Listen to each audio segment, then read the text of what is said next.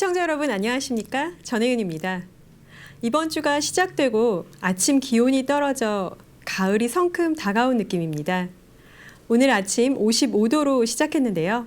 이번 주 출근길 옷차림 신경 쓰셔야겠습니다.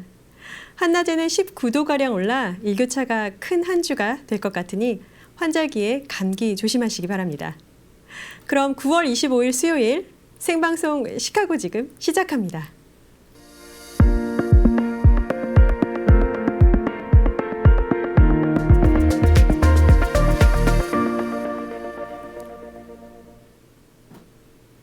생방송으로 진행되는 시카고 지금은 유튜브로 언제든 만나보실 수 있으며 구독, 알림 설정 부탁드립니다. 오늘 첫 번째 손님은 주옥 같은 찬양곡의 작사, 작곡가로 44년째 찬양 사역을 걷고 계신 김석균 목사님 나오셨습니다. 안녕하세요. 안녕하세요. 네, 반갑습니다. 네. 네, 한국에서 오셨죠? 맞습니다. 네, 저희 시청자 여러분께 잠깐 인사 부탁드릴게요. 네, 안녕하세요. 이 방송을 보시는 모든 분들을 삶 속에 하나님이 주시는 평안이 가득하기를 기도합니다. 저는 찬양 사역자 김석균 목사입니다. 네, 요즘에 어떻게 지내셨나요? 살이 좀 빠지신 것 같아요. 제가 한 코로나 때 네. 21년 1월 13일 날 네, 네. 암 수술했어요. 벌써 한 3년 반 됐는데 네. 지금은 뭐 상태가 어떠세요? 괜찮고요. 네. 그리고 수술한 후유증도 좀 있고 네. 또 뭐 여러 가지 이렇게 운동도 하고 하다 보니까 네. 몸이 좀 많이 살이 좀 빠져 네, 보여요. 혈색은 너무 좋으세요. 네, 건강해요. 네. 저는. 시카고에 언제 도착하셨나요? 시카고는 지난 토요일 날 도착했고요. 네. 제가 원래는 먼저 그 오하이오 데이턴에 도착해서 네. 3일 동안 부흥회를 인도하고 네. 시카고로 넘어와서 한 열흘 여기 머물다가 그다음 버지니아로 옮겨가서 네. 한 열흘 사역하고 10월 14일 날 한국으로 돌아가요. 네, 긴 여정이네요. 그럼요. 건강하게 아주 은혜 많이 감사합니다. 주시면서 마치시기 바랄게요. 네. 네. 목사님 찬양 사역자로 선교 사역을 펼치고 계신데 첫 발걸음은 어떻게 시작하셨어요? 저는 원래 고등학교 교사였잖아요. 네. 과목이 국어. 네. 그럼에도 불구하고 저는 그 이전부터 음악을 많이 했어요. 이렇게 기타, 통기타로 네. 노래도 부르고 좋아하셨군요. 작곡도 하고 네, 그러니까 음악적인 있으시고. 재능이 네. 하나님께서 주는 은사로 있었는데 부모님들이 저를 음악으로 키울 만한 재력이나 환경이나 조건이 안 됐어요. 하지만 하나님이 주는 은사는 상관없이 맞아요. 하나님의 능력으로 쓰시잖아요. 네, 네. 그래서 제가 많은 복음성가를 작곡했는데 네. 주변의 사람들이 꼭 묻는 질문이 음악 공부했습니까? 라고 물어요. 네. 음악 공부를 해서 음악을 하는 사람도 있고 네. 음악 공부에 대한 어떤 이론만 있어도 네. 또 작곡하는 사람이 있거든요. 저는 후자에 속합니다. 네. 그럼 하나님이 재능이죠. 그럼요. 잘 네. 사용하고 계셔서 네. 하나님께 늘 감사하고 있어요. 네, 저희들도 항상 감사한 마음으로 은혜 가운데 듣고 네, 있습니다. 네, 네. 목사님 그러면 그 찬양곡 작사 작곡 하신 것 중에 네. 어떤 곡들을 만드셨는지 좀 시청자 여러분께 소개해 주시겠어요? 시청자 여러분들이 가장 많이 알 수 있는 곡이 돌아온 탕자, 네. 주를 처음 만난 날, 주 예수 나의 당신이요, 사랑의 종소리, 네, 사랑의 종소. 나의 참 친구, 그리고 예수가 좋다오, 예수 믿으세요, 주님 손잡고 일어서세요. 네. 해가 지는 날이 계속 해야 돼. 맞아요, 끝이 없어요, 그렇죠? 그 가장 애착이 가는 곡이 혹시 있으세요? 아무래도 그중에? 이제 많이 알려진 곡 중에서 사랑의 종소리나 예수가 좋다오, 네. 또 주님 손잡고 일어서세요 이런 네. 곡들이 가장 많이 집회 때 많이 부르는 곡이죠. 그렇군요. 네. 들은 그 찬양곡 네. 설명 좀 해주세요. 내용. 여기 그 곡 안에 후렴 국어가 네. 주님이 나와 함께함을 믿는다면 네. 어떤 역경도 이길 수 있잖아요.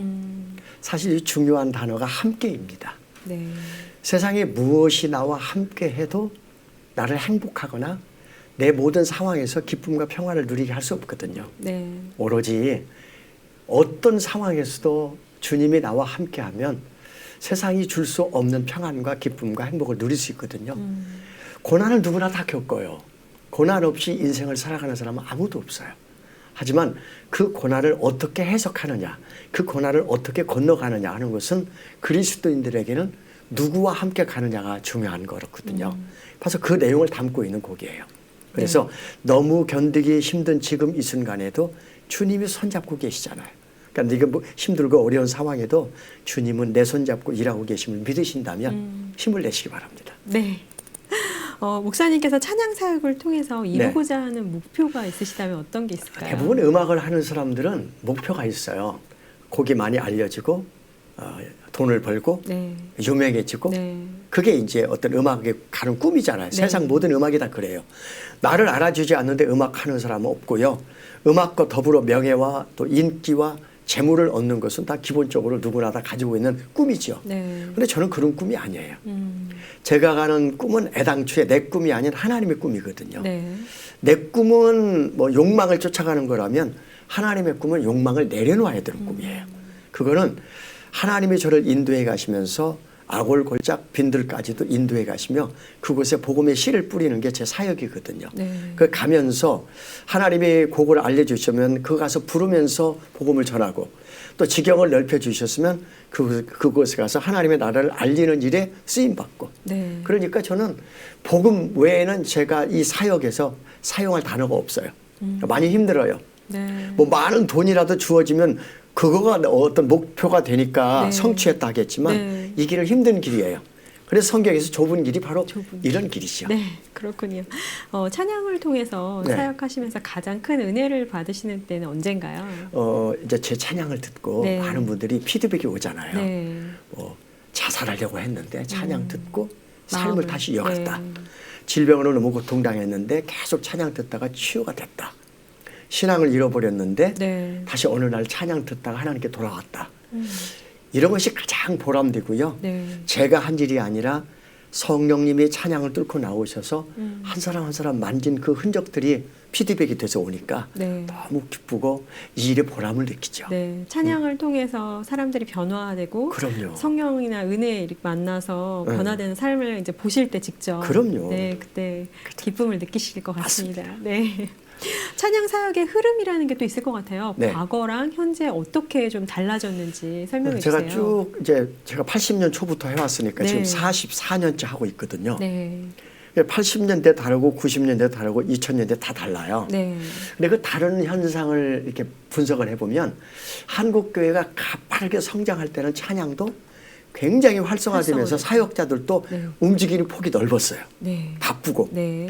그런데 점점점 한국 교회가 이렇게 약간 슬럼프, 네. 좀 내리막으로 침체기가 내려오면서 있었나요? 네. 사역자도 좀 분주함이 적어지고 또 찬양의 곡들도 예배 음악으로 채워지고 그러면서 성도들의 은혜도 예전 같지가 않아요. 옛날엔 찬양 부르면 손수건 꺼내거나 휴지를 갖다가 눈물을 흘리는 사람 참 네. 많았어요. 근데 지금은 감동적인 막 성령의 감동 주어서 찬양 부르는데도 눈물을 흘리는 사람이 그다지 메말랐나요? 세상이 조금. 뭐 저는 그래도 네. 은혜가 스며든다고 여겨요. 네, 그럼요. 그 중에도 세워지고 네. 치유하고 회복하는 네. 일이 많아진다고 여기지만 예전 같지는 않아요. 안타까워요. 저도. 네.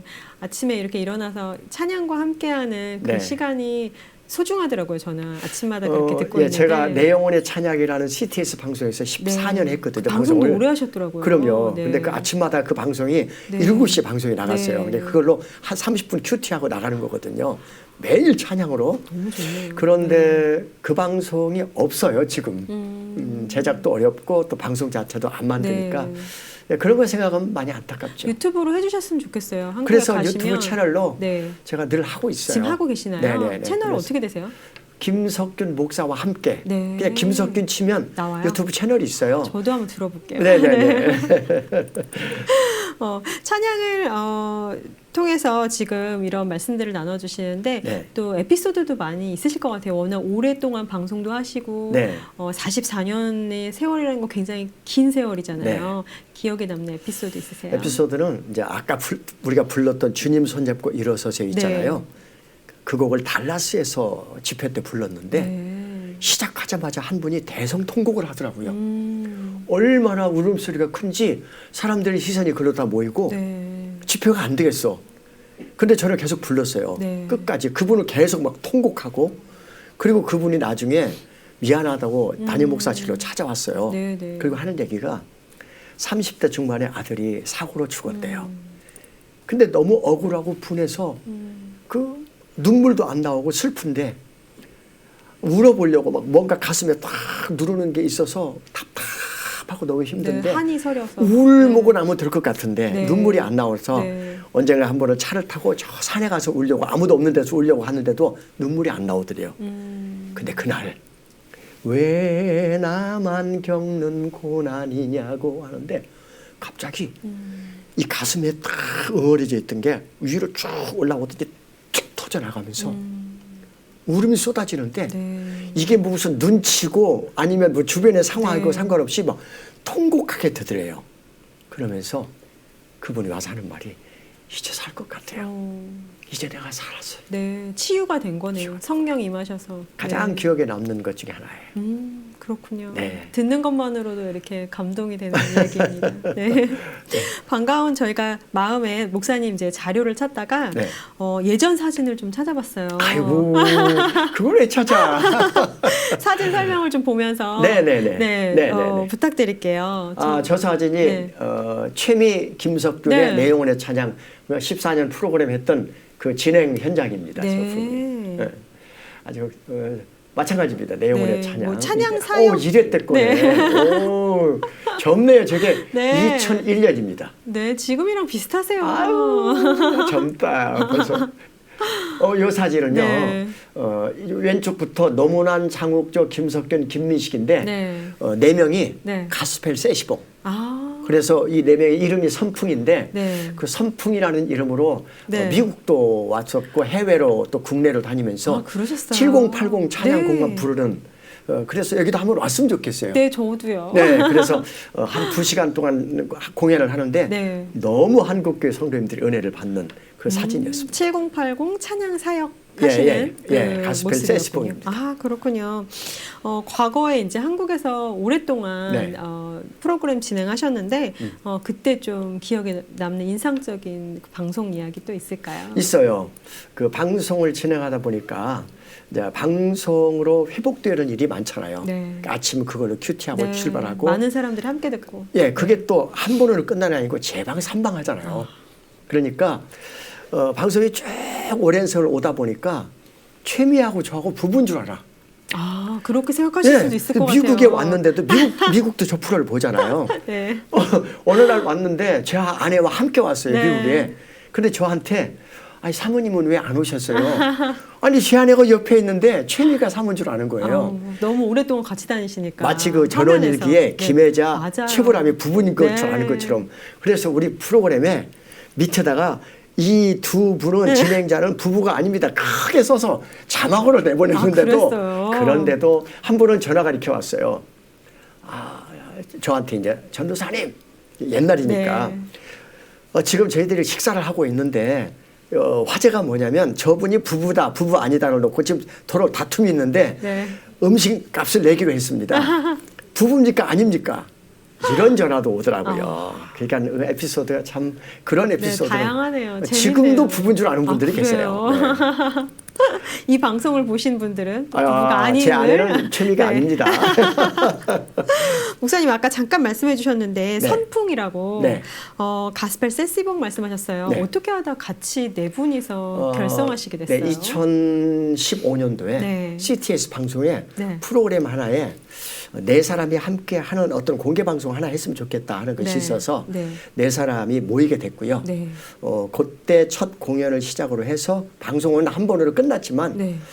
그 후에 이제 전국으로 다니면서 네. 저희들이 지역마다 이쪽 지역에서 헌금해주면 네. 이 헌금 갖고 다음 지역으로 가고 그렇게 해서 지역 섬기기로 해서 지금까지 계속 하고 있고요. 지금도 하고 계시고요. 제가 여기 오기 전에도 네.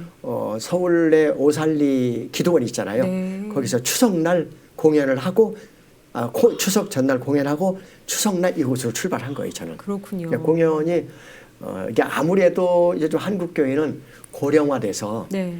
나이 든 분들이 많잖아요. 많으세요. 그러니까 7080 찬양곡을 듣고 싶은데 요즘 찬양 인도자들이 그런 곡 선곡을 잘 안 해요. 네, 잘 몰라서 모르고. 네. 그러니까 그걸 너무 듣고 싶은 갈망하고 계신데. 그런 분들이 네. 우리가 가서 2시간 동안 그 공연을 네. 떼창으로 화음을 넣어서 네. 해주니까 시원하셨겠어요. 좋아하셔요. 갈증이 해소되는 느낌. 맞습니다. 네, 그러셨군요. 그 선풍이라는 그 같이 하시고 계시는 분들은 네. 지금도 지금 계속 하신다고 말씀하셨잖아요. 많은 곳을 같이 다니시고 생활하시면서 기억에 남는 일들이 있을까요? 아무래도 저희들 4명이 다 이동하기가 쉽지는 않아요. 그쵸. 왜냐면 네. 일정이 맞아야 되고 네.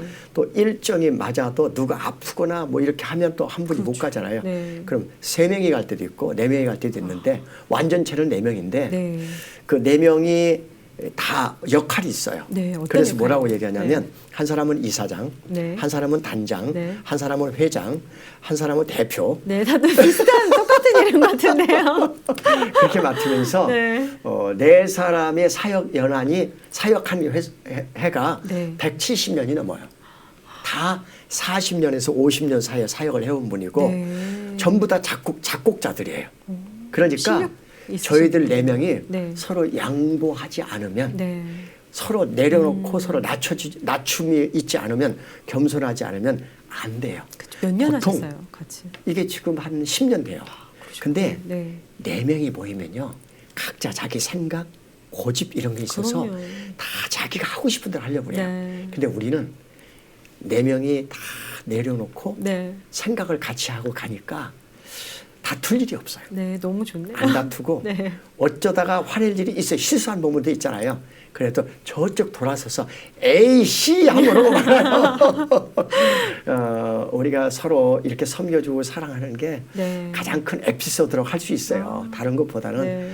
서로 다툼 없이 화해하면서 네. 사랑하면서 섬겨주면서 이렇게 해주는 게 너무 감사하고 좋아요. 아름다운 우정 네, 이야기네요. 맞습니다. 네. 그래서 늘 부부가 네. 또 재밌는 게 네.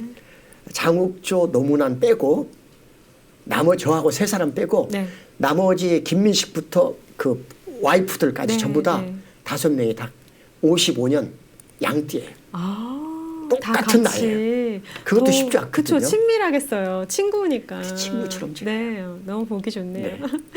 목사님, 이번에 시카고 오신 정말 중요한 일이 있어서 오늘 나오셨잖아요. 네. 네, 집회 소식 이야기 좀 해주시죠. 집회는 여기 도착해서 주일날 이제 피스풀 교회에서 아침 예배 이제 11시 예배 설교해주고 네. 2시 반에 뉴라이프 교회 장춘원 네. 목사님 교회에서 네. 사역하고 날짜 좀 알려주세요. 그 다음에 했어요. 이제 네. 그 다음에 어제는 갈보리산 위에 그 고유 교회 있잖아요. 네. 미시건에. 네. 거기 가서 또 함께 간 사람들과 집회했고요. 네.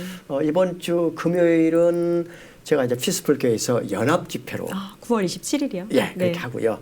그 다음에 우리 주일날은 어디 가는 줄 알죠? 브릿지 교회. 네. 거기 가서 임무영 목사님 교회에서 네. 12시에 네. 이제 사역하고 저는 화요일 날 뉴저지 또 메릴랜드 뉴저지가 아니라 버지니아 오. 메릴랜드 쪽으로 네, 가서 네, 네. 열흘 동안 사역합니다. 그렇군요. 혹시 사역 주제가 있나요?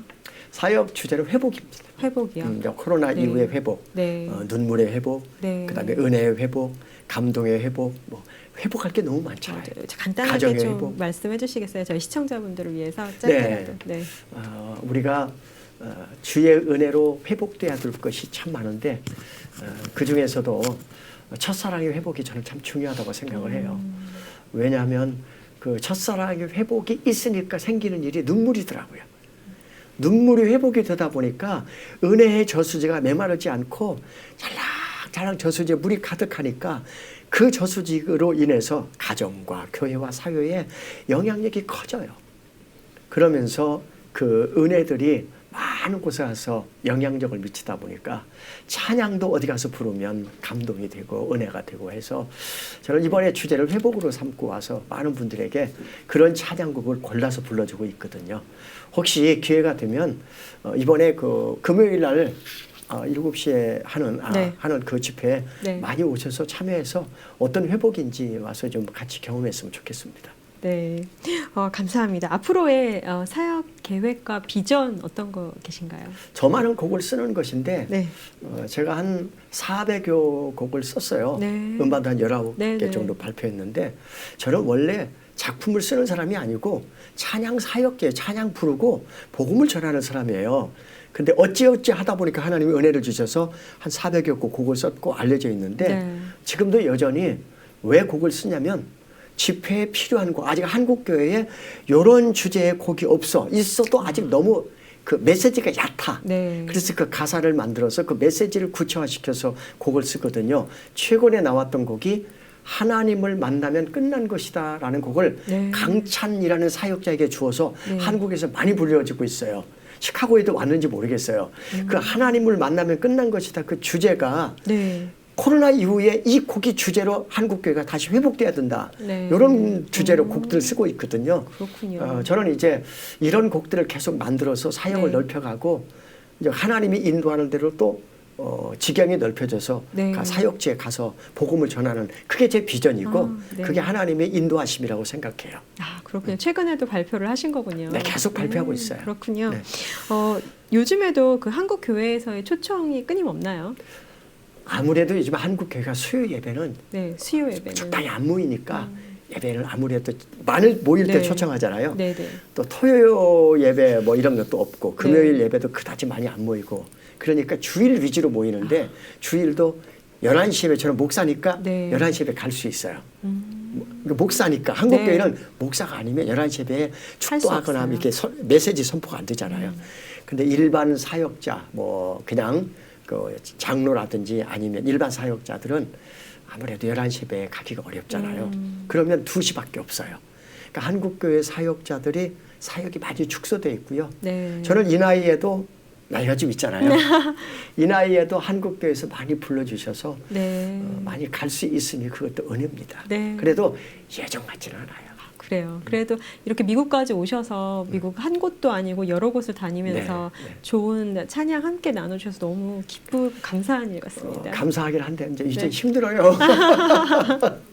하나님 은혜 안에서 또 이겨내시기 네. 바라고. 네, 끝으로 감사합니다. 저희 그 시카고 동포 여러분께 그 초청 메시지 집회 이야기와 부탁 말씀 해주시죠.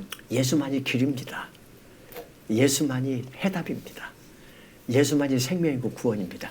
그래서 하나님을 만나면 끝난 것이다도 이렇게 가사가 시작됩니다.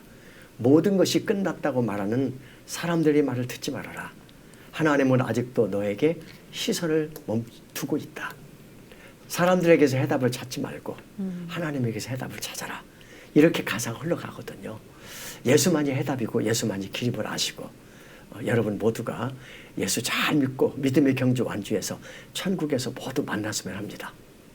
네, 오늘 나와주셔서 고맙습니다. 네, 감사합니다. 네. 미주 시카고에서 주 5일 발행되는 시카고 동포사회 바른 언론 다양한 소식이 있는 오늘자 시카고 한국일보 영상 보시겠습니다.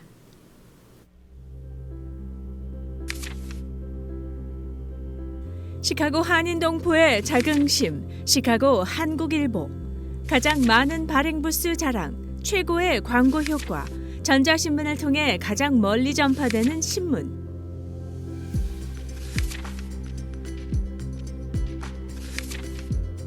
구독과 무료 배포가 병행되는 신문. 디지털 프린팅 기법으로 선명한 컬러, 깨끗한 인쇄, 손에 묻어나지 않아요. 여러분 곁엔 시카고 한국일보가 있습니다.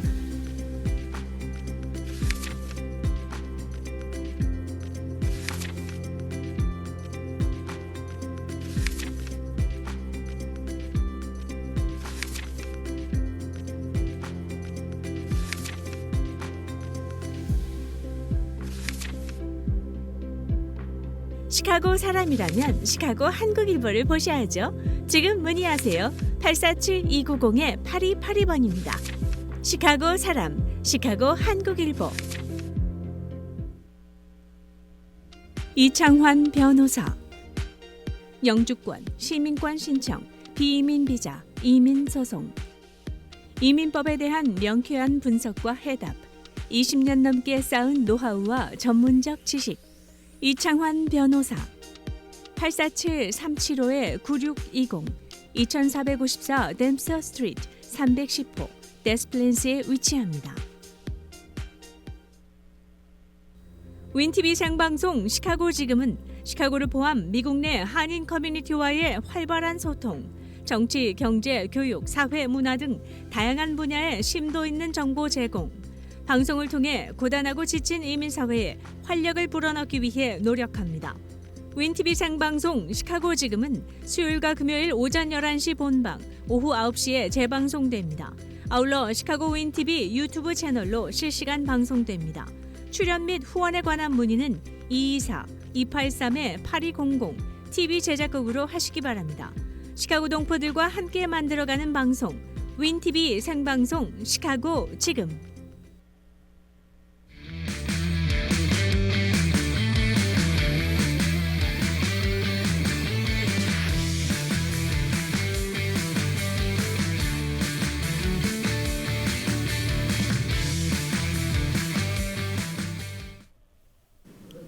생방송 시카고 지금은 시청자분들의 의견에 귀를 기울이고 있습니다. 어떤 분야든 궁금한 부분이 있다면 생방송 시카고 지금 유튜브에 댓글로 남겨주시기 바랍니다. 저희가 게스트들을 좀 더 폭넓게 섭외해 시청자분들의 궁금증을 시원하게 해결해 드리겠습니다. 오늘 두 번째 코너에는 우리 생활 속 이민법 관련 궁금한 점을 알려주시는 이창환 변호사 나오셨습니다. 안녕하세요.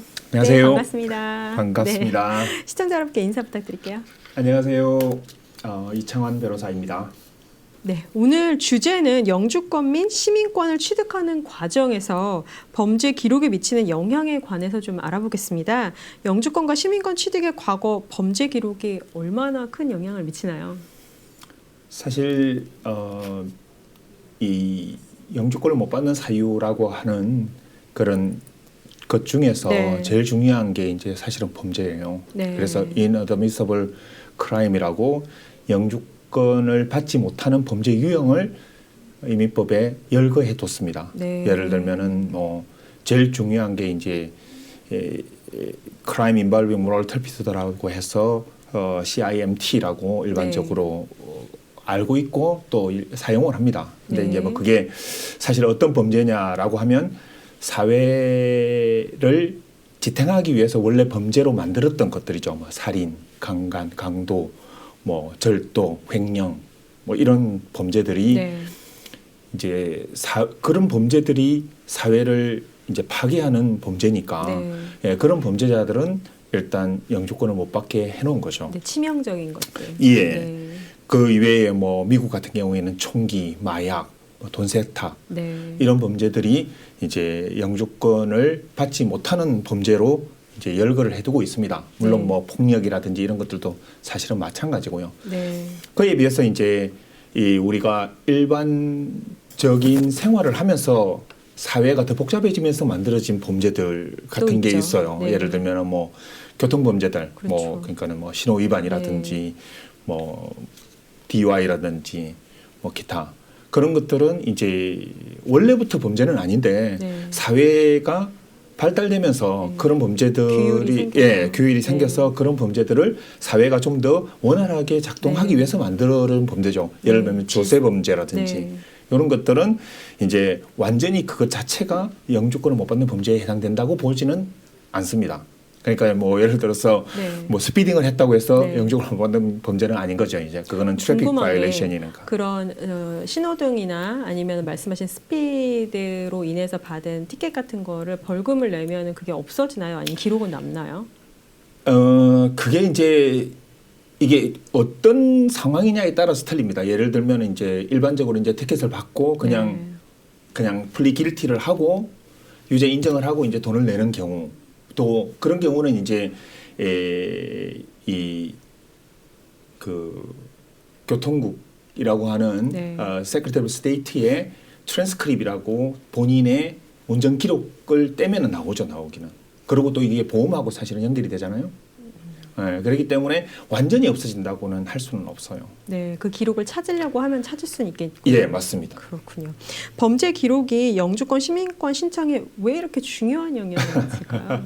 네. 뭐 그거는 사실은 어떻게 보면 아비어서 하다고 할 수 네. 있는데 어느 나라도 네. 사실은 범죄자를 환영하지는 않겠죠. 그렇죠. 네. 그래서 뭐 가장 최근에 그러니까는 지금 바이든 정권 이전에 트럼프 때 결국은 이 이민자들을 많이 추방시키겠다라고 했던 가장 근본적인 게 결국은 범죄자인 이민자들을 색출해서 추방시키겠다라는 거 우선으로. 네. 그러니까 어떻게 보면은 범죄자들이 사실은 뭐 설당이 없는 거고 네.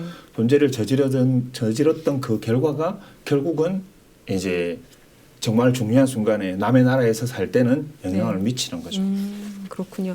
영주권 취득 시 이제 영주권은 취득을 했어요. 네. 근데 이제 시민권 취득을 앞두고 있는 그 와중에 범죄가 일어날 수도 있을 것 같아요. 그 사이에. 네. 근데 아주 민감한 네. 근데 우리는 아직 그게 그렇게까지 민감한지 생각하지 못하는 그런 범죄, 추방이 가능한 정도의 범죄가 있다면 어떤 게 있을까요? 그러니까 사실은 이제 앞에서 이야기했던 영주권을 못 받는 범죄와 사실은 이제 추방이 가능한 법제, 디포터블 크라임이라고 하는데 이거는 네. 사실은 조금은 틀려요. 물론 대부분은 다 영주권을 못 받는 범죄도 추방이 가능한 범죄예요. 예를 들면 앞에서 이야기했던 CIMT라든지 네. 폭력 범죄라든지 총기, 마약 이런 것들은 영주권을 받을 때도 문제가 되지만 받고 나서 그런 범죄를 다시 이제 하게 되면 또 추방이 가능한 범죄가 되는 거죠. 그 대표적인 것들이 사실은 일반적으로 사실 쉽게 생각을 할 수 있는 이 가정폭력과 관련되는 도메스틱 바이런스와 관련되는 게 사실은 한국 분들은 별거 아니라고 생각하지만 그게 사실은 대표적인 추방이 가능한 범죄입니다. 가정폭력이요. 가정폭력, 예, 도메스틱 바이런스라고 일반적으로 하는 네. 뭐 그래서 뭐 중범죄에 네. 해당되는 것들, 네. 그다음에 뭐 총기, 마약 이런 것들은 당연한 거고요. 예, 당연한 거고요. 네. 그 중에서도 이제 우리가 가정폭력 범위 발생을 하게 되면은 결국은 이제 접근 금지 명령이라고 이제 이 오더 오브 프로텍션을 받게 돼요. 네. 그거 자체에 대한 위반도 또 사실은 문제가 될 수 있어요. 그다음에 또 한국적으로 이제 애들을 양육하다 보면은 결국은 체벌을 하게 되잖아요. 네, 정서적으로 약간 문화 차이죠. 문화 차이가 네. 약간 있을 수 있지만 네. 어쨌든 이 아동 학대는 사실은 굉장히 중요한 미국에서는 네. 범죄니까 추방될 수 있는. 추방될 수 있는 그러니까는 영주권자라고 하더라도 사실 영주권자라는 게 미국의 시민은 아니잖아요. 그렇죠. 영주만 거주하는, 허락된 네, 사람이 한국 사람이죠. 네. 그렇기 때문에 범죄하고 연루가 된다든지 범죄의 유죄 판결을 받게 되면 언제든지 추방이 가능한 거죠.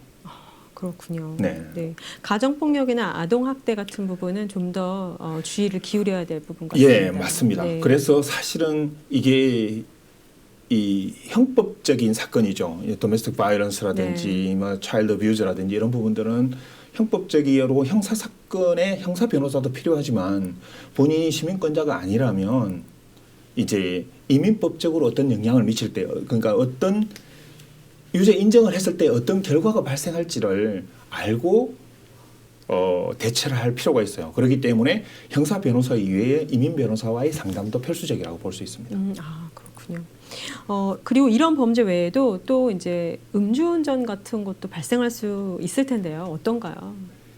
사실은 앞에서도 이야기했지만 네. 이게 CIMT 그러니까는 크라임 인벌브 모럴 터피투드가 아니기 때문에 원래 사회를 발전시키기 위한 범죄가 아니라 사회가 발달되면서 범죄화된 거죠. 네. 이제 그 중에 대표적으로 이제 교통 범죄고 이제 음주죠. 그렇지만은 음주는 사실은 교통 범죄이지만 이게 보드라인에 있어요. 왜냐하면 이게 본인의 음주 자체가 문제지만 네. 또 음주로 인해서 상대방이 다치고. 그러니까 죽을 그런 수 있어요. 경우는 당연히 이제 사실은 문제가 되는데 본인의 음주 자체만으로도 사실은 문제가 되고 3스트라이크라고 해서 네. 3번 음주운전을 하면은 뭐 영주권을 못 받는다든지 네. 뭐 추방이 된다든지 뭐 이런 이야기들이 사실은 많이 있어요. 어때요? 사례를 보면. 그러니까는 음주 자체는 원칙적으로 영주권을 못 받는 범죄나 추방이 가능한 범죄는 아니에요. 네. 그렇기는 하지만 이 음주가 예를 들어서 뭐 한 10년 전쯤에 있었다든지 한 번 정도 네. 또는 뭐 10년 간격으로 한 2번 정도 있었다든지 네. 이런 것들은 사실은 실수.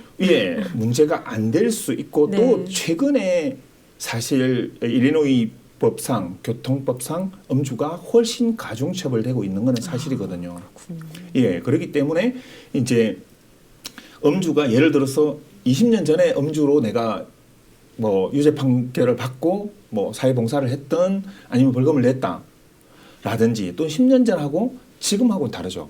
근데 만약에 예를 들어서 영주권자인데 지난 5년 사이에 이제 시민권을 신청할 시점에서는 지난 5년간의 기록이 사실은 중요하거든요. 네. 근데 지난 5년 중에 뭐 두세 번이 있다든지 또는 뭐 지난 10년을 해서 주기적으로 2년마다 있었다든지 네, 반복적으로 그렇죠. 범죄를 그렇죠. 네. 반복적으로 이루어진다는 것은 이 사람의 문제가 있는 거죠. 그렇죠. 그러니까 그거는 뭐 예를 들면 알코올 중독으로 볼 수도 있는 거고 또 기타 이 사람이 사회에 위험한 사람으로 그쵸. 분류가 될 수 있는 거죠. 네. 그렇기 때문에 이민법적으로는 범죄 자체의 문제라기보다도 이 사람의 인성의 문제, 캐릭터, 굿모랄 캐릭터가 없다는 것을 반증을 하는 서류인 거죠. 네. 그래서 그게 추방이 가능하게 됩니다. 그러니까 단기간 내에 반복적인 음주운전은 굉장히 위험하다는 말씀이시죠? 맞습니다. 그냥 그게 이제 뭐 예를 들면은 시민권을 신청했는데 내가 음주가 한 번 있으면은 영주권을 못 받는다.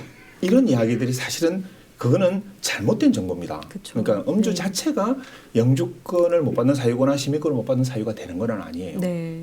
근데 이제 진짜로 문제인 거는 이 사람이 음주가 단순한 사건이라 사고, 이게 음주라는 게 사실 뭐 아시겠지만 이게 깜빡한 순간에 내가 운전을 하고 할 수 있다는 착각 때문에 한국 같은 가볍게 경우에 생각하는 가볍게 거가. 생각하는 네. 또 더욱 이제 한국 같은 경우에는 대리운전이 있지만 여기는 그러지 않고 없잖아요. 예, 지금은 사실은 우버가 생겼으니까 네, 맞아요. 우버 타면 되죠. 예, 그러니까 네. 그렇게 되지만 이제 뭐 몇 년 전만 해도 그런 우버 시스템이 시스템이라든지 이런 게 없으니까. 없었으니까 네, 네.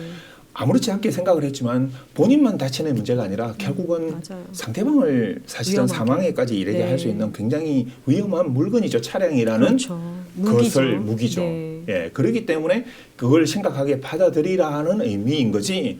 이거 자체는 원래는 교통범죄의 한 유형이기 때문에 사실은 원래부터 이 음주운전 자체가 다른 범죄와 연결되지 않는 한, 예를 들어서 내가 음주를 하고 사람을 다치게 했다든지 다른 사람이 죽게 된 상황이 발생한다면은 그거는 다른 문제죠. 그러니까 과실치사든 과실치상이든 아니면은 뭐 기타 뭐 상해든 뭐 살인미수든 이런 것들이 문제가 되면은 그 범죄가 이제 아까 이야기했던 CIMT가 되는 거죠. 이제. 네. 그렇지만은 음주 자체의 문제는 결국은 얼마만큼 본인의 인성의 문제, 네. 그러니까 내가 얼마나 굿모랄 캐릭터인가를 보여주는 거기 때문에 그게 아니라면은 추방이 될 리는 없다고 보시면 됩니다. 네. 그렇군요. 제가 이제 이 주제를 가지고 사연을 하나 찾았는데요. 예. 신청자가 학생신문 F1으로 일을 하다가 예. 경찰에 21세 미만에게 술을 판 혐의로 티켓을 받으셨대요. 네. 봉사활동 25시간 조건으로 6개월 후에 디스미스드 판결을 받고 당시 변호사의 권유로 말소 처리를 받아서 기록을 지웠다고 합니다. 예. 근데 영주권 신청할 때 I-485 서류상 반드시 범죄 기록 체크를 해야 한다고 나와 있는데 이제 말소 처리를 했으니까 이때는 본인은 체크를 해야 될까요? 라고 사연을 주신 분이 계세요.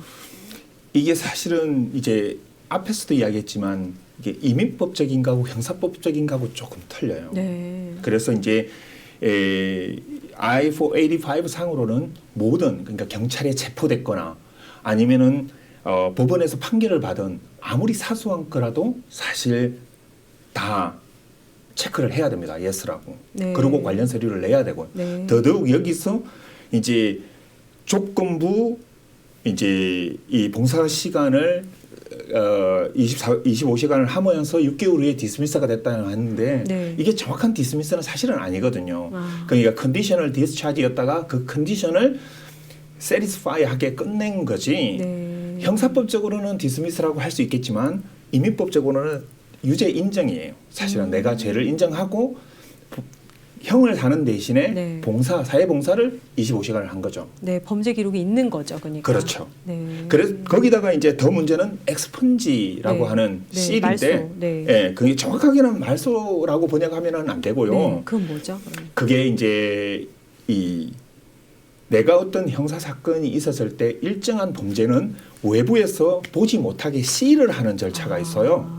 그걸 이제 엑스펀지먼트라고 하는데 또는 뭐 다른 말로 하면은 크리미널 레코드 실이라고 해요. 네. 그러니까 이거는 없어지는 게 아니라 네. 퍼블릭 레코드로 찾지를 못하는 거지 없는 건 아니에요. 프라이빗한 거니까 본인만. 예, 알게. 예. 네. 그래서 이 엑스펀지먼트는 모든 범죄가 다 가능하지는 않고요. 가벼운. 맞습니다. 네. 그런 경우인데 이 엑스펀지먼트를 하기 전에는 네. 이민법적으로는 반드시 이제 최종 판결문이라고 하는 Certified Court Disposition이라는 걸 반드시 받아야 돼요. 네. 왜냐하면 이게 엑스펀지를 하고 나면은 코트에 가서 범죄 기록을 찾으면은 안 나와요. 아, 그래서 이걸 안 하고는 또 다시 문제가 엑스펀지를 다시 디엑스펀지를 하고 기록을 떼야 되는 문제가 발생할 수 있어요. 그래서 그렇군요. 조심하셔야 됩니다. 엑스펀지는 함부로 하면 안 되겠네요. 예, 네. 그 이민법적으로 예를 그렇죠. 들어서 영주권, 예, 시민권. 영주권이라든지 시민권이라든지 이런 문제가 있을 때는 네. 엑스퍼지먼트를 반드시 이민 변호사의 상담을 받고 그렇죠. 하셔야지 될 것 같습니다. 그렇군요. 그러면 이분이 그래서 내년 초에 결혼식으로 한국을 다녀와야 한대요. 그럼 여행 허가서를 받고 다녀와도 될까요? 라는 질문을 덧붙여 주셨어요. 참 그것은 네. 이게 딱히 뭐 이거 자체 그러니까는 21세 미만의 술을 판매한 게 언더에이지 알코올이고 네. 그거는 이제 사실은 원래는 이제 그 레스토랑의 문제거든요 원래. 네. 물론 그게 그런 문제는 있지만 어쨌든 그 판 당사자는 또 이제 플리 길티를 했었으니까 사실 이거 자체는 아까 이야기했던 CIMT 원래 범죄가 아니고 네. 사회에서 많아지면서 만든 네. 범죄, 교통범죄나 그렇죠. 조세범죄와 질서를 똑같은 유지하기 하기 위한 위해. 범죄예요. 네. 사실은. 그렇기 때문에 이것 자체는 사실 문제는 없어요. 그러니까는 이게 이 inadmissible crime, 영주권을 못 받는 사유에 해당되는 범죄는 사실은 아니죠. 네네. 그렇기 때문에 뭐 이 certified disposition을 가지고 미국, 한국 여행을 한다면은 들어올 수 괜찮아요. 있겠지만 네. 사실은 어떤 것도 확실한 거는 없죠. 맞아요. 예, 케이스 그래- 바이 케이스잖아요. 맞습니다. 네. 더더욱 또 입국 심사대는 네. 재량권이 워낙 강하기 아, 때문에 네. 사실상 영주권을 받았다라고 하는 게 왜냐하면 영주권을 받게 되면 결국 이 범죄가 영주권을 못 받는 사유에 해당되는 범죄는 아니라는 아니다. 게 확정이 된 네, 거니까 그렇죠. 그 이후에 갔다 오는 게 안전하겠죠. 그럼 한 가지 여기서 더 추가 질문을 하자면 이런 범죄 기록이 아무것도 없어요. 근데 영주권을 신청하고 기다리고 있는 분들이 있는데 그때 한국에 나가도 된다 안 된다 이런 설이 너무 많아요. 어떤 걸 추천하시나요? 사실은 이게 이제 어드밴스 프롤이라는 엄격한 의미에서 여행 허가서기는 한데 네. 영주권 펜딩 중에 여행 허가라는 거라서 이게 네. AP라고 어드밴스 프롤이라고 이야기를 해요. 네. 왜냐하면 이 어드밴스 프롤이 없이 미국 밖을 나가게 되면 영주권 펜딩인 게 없어져요. 네. 그래서 이제 받는 건데 이 어드밴스 프롤이 나왔다라는 것은 여행을 허가를 미리 어드밴스 프롤이니까 미리 입국을 허락을 받은 거예요. 네. 사실은. 그래서 원칙적으로는 갈수 갔다 있어요. 와도 돼요. 네. 단 이제 그거는 이제 변호사하고 사실은 개인적으로? 잘 이야기를 네. 해봐야 돼요. 왜냐하면 이게 그 어드밴스 프롤이라는 게 들어오게 되면 결국 영주권이 나중에 문제가 발생을 하면 구제 방법이 또 없을 수도 있어요. 물론 뭐 이제 꼭 그런 경우는 아니기는 하지만 간혹 하나씩 또 있으니까. 예, 간혹 어떤 네. 문제가 된다면 네. 이게 이제 굳이 할 필요 없죠. 예, 네. 그렇죠. 그러니까 굳이 진짜 이머전시, 네. 가족 이머전시 네. 예를 들어서 뭐 장례식이라든가. 부모님이 장례식이라 네. 뭐 가족의 장례식이라든지 아주 이머전시한 상황이 아니라면은 사실은 조금 더 기다려서 기다렸다가 예, 받고. 영주권을 받고 가는 게 제일 안전한 거죠. 아, 그렇군요. 그 외에도 크고 작은 사건들을 영주권 및 시민권 취득 시 좀 접하셨을 것 같은데요. 어떤 게 있으세요? 사실 이제 제일 문제라기보다도 최근에 뭐 이렇게 문의가 많이 들어오는 부분들이 이제 한국에서 IMF 때나 어쩔 때 이제 사실 그냥 이렇게 외국에 왔다가 거주를 했는데 나중에 알고 보니까 내가 옛날에 본 일 때문에 기소 중지가 되어 있어서 영권 영장이 안 되는 경우들이 있어요. 그러니까 기소 중지라는 것은 본인이 한국을 떠나는 순간에는 이제 이 기소가 안 됐지만 네, 돌아오면 바로 예, 잡혀가죠. 그러니까는 예, 그러니까 그 이후에 검찰이 이 사람을 네. 이제 기소를 한 체포할 수 경우죠. 있죠. 네, 네. 그랬는데 한국 내에 없다 보니까 이제 그 검찰에서는 기소를 중지시켜야 되죠. 왜냐하면은 이게 소멸시효라든지 이런 것들이 걸리기 때문에 네, 네, 네. 그래서 이 기소중지라는 게 사실 엄격하게 말하면 검찰에서 그렇게 주장하는 거지 본인이 유죄로 인정된 건 아니잖아요. 네. 그렇기는 그쵸. 하지만 어쨌든 이게 혐의는 있는 거잖아요. 그러니까 이거를 잘 이제 만약에 영주권을 해야 된다면 잘 설명을 해야 되는 거고 네. 이게 어떤 유의 그 혐의점이냐에 따라서 네. 중요해요. 그리고 이 기소중지에 관련돼서 기소중지 자체가 유죄 판결이 아니니까 아까 이야기했던 영주권을 못 받는 사유에 해당되는 범죄는 아니죠. 그때 범죄는 유죄 판결을 받은 게 범죄가 대부분이니까. 되죠. 네. 그렇기는 하지만 인터뷰 때 네. 잘못 이야기를 해서 이민국 직원이 오해할 소지가 발생을 하게 되면 이거는 이민국을 속인 게 되거든요. 네. 예를 들어서 어떤 혐의로 기소된 적이 있느냐? 라고 이민국의 직원이 물어봤을 때 네. 사실은 본인이 어떻게 해서는 아는 거예요. 여권을 연장한다든지 뭐 할 때. 그리고 본인이 이미 나올 때 이게 나중에 문제가 될 수 있다는 걸 본인이 사실은 인지했잖아요. 네. 사실은.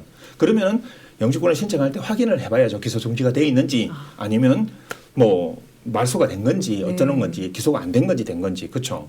그런 질문들을 잘못하게 되면 결국은 이거는 프로드가 돼요. 이민 사기가 되어버리기 때문에 그 이후에는 해결하기가 쉽지 그러네요. 않습니다. 굉장히 좀 민감한 문제네요. 예. 그 이외에 이제 최근에 네. 혹시 블로그라든지 이런 한국 블로그에 통해서 유학을 보낸 사람들한테서 네. 제가 우연히 이제 접하게 된 건데 네. 청소년 영주권이라고 하면서 이게 이런 것들이 있다. 있다고 이야기하는 네. 그게 이제 그 스페셜 이미그런트 주브나일 스테러스라고 네. 이제 SIJS라는 용어를 써서 사실은 네. 한국 분들한테는 거의 알고 이런 있어요? 것을 네. 알지 못하고 적용이 안 되는 건데 이걸 하고 있는 게 있어요. 법적으로 걸리는 행동인가요? 법적으로 걸린다고 할 수는 없어요. 그러니까 좀 교묘하네요. 예, 네. 그러니까는 이게 보드라인이죠. 네. 결국은 법률적으로 SIJS라는 게 없는 게 아니니까. 네, 근데 이거는 해당이 안 되는 건가요? 그러니까 이게 해당이 되려면은 부모가 이 네. 애들을 버렸거나 아. 학대를 한 경우에만 네. 해당돼요. 그런데 이걸 과연 21살 미만의 미성년, 그러니까 주브나일이니까 미청소년들에 해당되는. 그러니까는 청소년 영주권이라는 말이 틀린 말은 정확하게는 아니에요. 그런 게 있긴 있지만 정확한 케이스는 아니다. 그렇죠. 한국 분들이 미국 유학을 보내는 애들이 그렇게 보면 안 되죠. 버린 네. 애들은 아니잖아요. 그렇죠. 남미에서 대부분 이제 어릴 때 네. 부모로부터 학대를 받았거나 부모로부터 버림을 받아서 미국에 온 애들이 많이 있어요. 그런 애들을 청소년들을 구제하기 위해서 만들어 법원의 놓은. 판결을 받아서 네. 만들어 놓은 규정인데 네. 이거는 좀 조심했으면 좋겠다라는 그렇죠. 마음이 또 제가 한국 들어요. 분들이 이런 걸로 인해서 자꾸 법에 저촉이 되면은 저희도 나중에 정말 그 정당한 방법으로 오시는 분들한테 맞습니다. 피해가 갈 수가 있으니까 예, 예. 굉장히 조심해야 될 부분이 예, 있습니다. 그래서 청소년 영주권 그 네. 스페셜 이미그런트 주브나일 스테러스라는 게 있기는 있지만 네, 올바른 거의- 방법은 아니다. 네, 거의 물론 뭐 진짜로 진짜로 그런 경우들이 네, 있을 수는 네. 있죠. 예를 들어서 뭐 한국에 부모한테서 학대를 받았고 버림을 받은 경우들이 있을 수는 네. 있지만 사실 한국 부모들이 미국을 유학을 보낼 때 그런 걸로 보내는 경우는 사실은 없죠. 없죠. 네. 그러니까는 이게 manipulation, 그러니까 이게 사실은 남용될 소지가 있으니까 좀 조심했으면 좋겠다라는 그러네요. 예, 생각이 이 듭니다. 방송을 보시는 유튜브나 이 방송을 보시는 분들은 또 이런 부분에서 블로그만 보고 유학 보내야지 했다 이런 청소년 영주권이 있어 이렇게 잘못 알고 또 모르고 이런 거에 연루가 되실 수 있으니까 예, 네. 저도 실제로 이제 상담이 와서 이런 게 있는데 혹시 이게 맞냐라고 네, 물어봐서 사실은 맞아요. 찾아봤더니 네. 그런 일이 있었어요. 그러니까는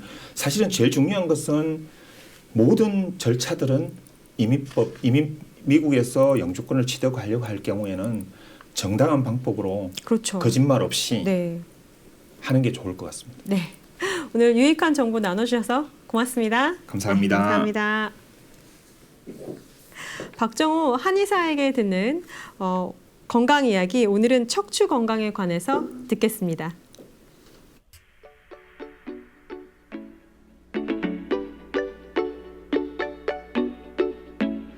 네, 안녕하세요. 박정호 한의사입니다. 지난번에 발목 통증에 대해 말씀을 드렸는데요. 여기에서 연장선상으로 또 이어지는 거예요. 바로 척추 측만증입니다. 우리 아이 키우시는 분들 중에서 특히 이제 딸아이인데 척추 측만증이 좀 발견이 됐다. 콥스 각도라고 하는데 척추의 그 각도가 20도보다는 아니다. 그래서 수술할 정도는 아니다라고 그러는데 이거 척추 측만증을 어떻게 뭐 교정을 해서 치료를 해야 되나요? 어떻게 치료하나요? 문의하시는 분들이 굉장히 많아요. 또 20도 이상 되는 사람은 수술을 하라고 권하는데 척추 측만증 수술이라는 게 사실은 등뼈에 전부 다 흉터가 남거든요. 그리고 굉장히 큰 수술이기 때문에 아이에게도 부담스럽고, 그래서 선뜻 또 어릴 때 하기는 또 힘드니까 그래서 선뜻 선택하기가 어려운데, 이 척추 측만증도 다 이유가 있고요. 이 척추 측만증을 개선시킬 수 있는 방법도 다 있습니다. 오늘 제가 그것을 남김없이 말씀드리도록 하겠습니다. 척추 측만증, 일단 뭐 엑스레이 사진 먼저 보시면 아마 이제 자녀분 중에 척추 측만증 있는 분들은 자녀분의 엑스레이 사진을 본 적이 있을 텐데요. 이렇게 척추가 휘는 거잖아요. 척추가 휘는 건데 이게 대체 왜이지? 자세가 안 좋은가? 여자아이인데 남자아이보다 뭐 무거운 것도 들질 않는데 왜 한쪽만 무거운 걸 드는 것도 아닌데 왜 여자아이들이 척추 측만증이 생기지? 이러는데 이게 다 지난번 발목 통증 할 때 평발 안짱걸음 얘기했었잖아요. 다 거기에 연장선상이에요. 그래서 제가 척추 측만증 사례를 먼저 한번 보여드리도록 하겠습니다. 자, 일단 여기 왼쪽을 보시면은요, 이 친구가 이제 처음에 2017년도에 저한테 왔던 환자인데요. 이 친구 발을 한번 보시면 지난번 발목 통증 편을 보신 분들은 딱 보면 알 거예요. 뒤꿈치에 그 건이, 아킬레스 건이 꺾여 있는 걸 볼 수가 있죠. 자, 이것은 이제 뼈로 설명을 하자면, 디딜 때 평발과 안짱걸음이 있다 보니까 안으로 회전이 일어나면서 뒤꿈치 뼈가 이렇게 안으로 쓰러지는 경우인데, 이런 것을 이런 제대로 된 뒤꿈치 뼈를 받쳐주는 인솔, 교정용 인솔을 가지고서 더 이상 쓰러지지 않게 받쳐줘야지 발목의 안정성이 된다고 그랬잖아요. 이 친구도 보니까 발이 무너져 있는 거예요. 왼쪽, 오른쪽 다 무너져 있는데, 자, 생각을 해보세요. 좌측, 우측이 무너지는데 정말 1mm까지 둘이 다 똑같이 무너지겠어요? 아니라는 거죠. 그리고 발목편에서 설명드린 거 있잖아요. 안짱걸음을 걸어도 왼쪽이 더 안짱인 경우, 오른쪽이 더 안짱인 경우 이렇게 달라요. 그러니까 우리 아이가 평발도 있고 안짱걸음도 있고 또 X자다리도 이런 데에 영향을 미치는데 좌우가 다르게 무너지는 거예요.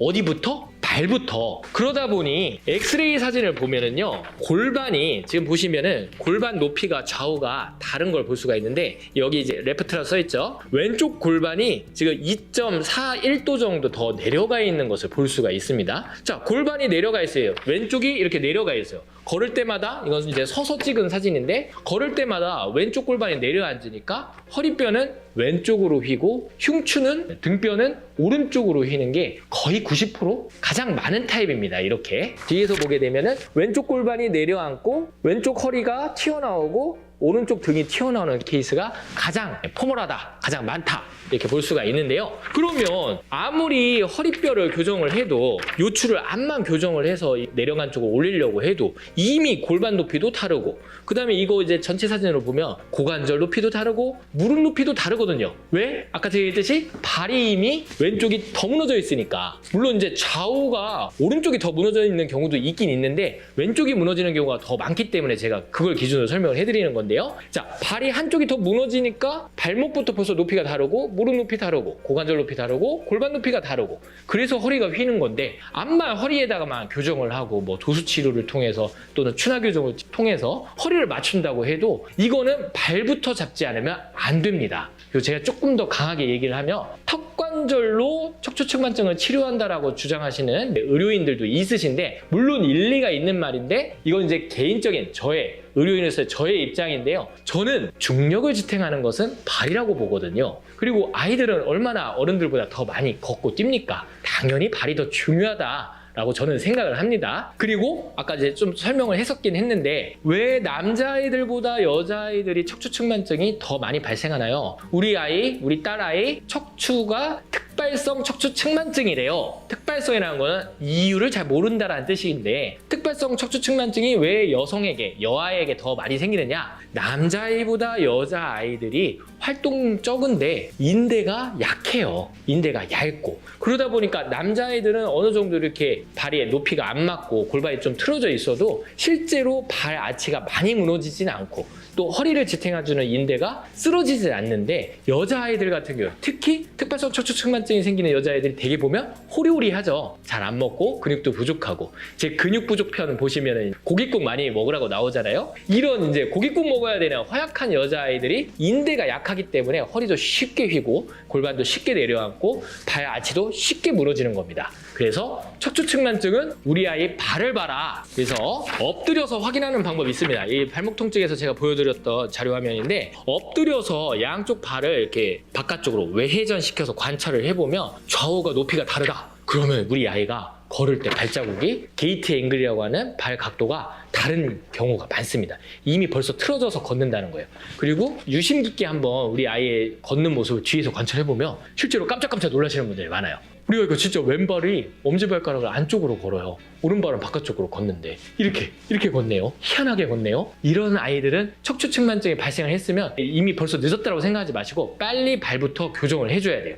발 교정은 제가 아까 얘기했듯이 이 발 교정구를 통해서 더 이상 뒤꿈치뼈가 쓰러지지 않게 받쳐주는 거라고 했고요. 그 다음에 바른 걸음걸이 제가 말씀드렸었는데 다시 한 번 더 설명을 해드리자면 바른 걸음걸이란 뒤꿈치 길이는 일직선으로 걷되 엄지발가락은 바깥으로 걷는 거라고 말씀을 드렸죠. 그래서 우리가 알고 있는 일자걸음은 바른 걸음이 아니고 팔자걸음도 당연히 아닌데 뒤꿈치 길이는 일직선으로 걷되 엄지의 방향은 바깥쪽으로 해서 이렇게 뒤꿈치부터 확실하게 닿고 발등을 들어 올려서 천천히 내려가게 이런 식으로 걸어야 돼요. 뒤꿈치가 확실히 닿게 바깥쪽으로 걷고 새끼발가락, 엄지발가락 해서 지탱하고 뛰고 다시 왼발에 뒤꿈치가 확실하게 닿고 새끼발가락과 엄지발가락에 닿은 다음에 가고 그렇지만 뒤꿈치 길이는 일직선으로 가게끔 바른 걸음으로 걷도록 교육을 시켜줘야 됩니다. 물론 한의원에서 내원해서 교정 치료를 하면서 이런 것들을 교육을 하는 게 더 좋겠죠. 자, 그래서 제가 한번 척추측만증이 좋아진 사례 하나 보여드리도록 하겠습니다. 아까 보여드렸던 자료인데 2017년도에 처음에 왔을 때는 이렇게 뒤꿈치가 많이 쓰러져 있었고요. 그리고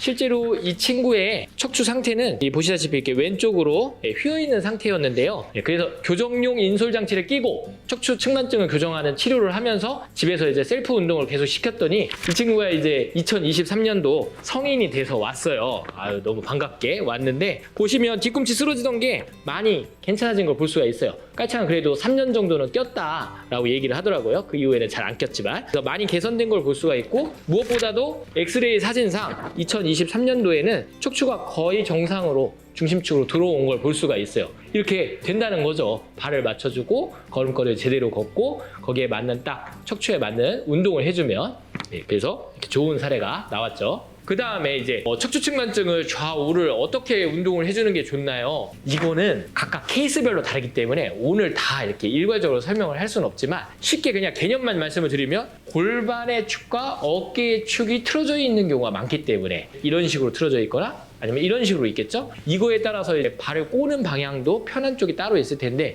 여기에 맞춰서 약한 근육은 강화시키고 너무 딱딱하게 굳은 근육은 풀어주고 해서 좌우를 맞추는 겁니다. 하지만 핵심은 아까 얘기했듯이 발에 있다. 이걸 꼭 알아주셨으면 좋겠습니다. 척추측만증 편에 대해서는 오늘은 여기까지입니다. 아침 11시 생방송을 놓치셨다면 오늘 밤 9시 생방송 시카고 지금 재방송을 함께해 주십시오. 시청해 주셔서 고맙습니다.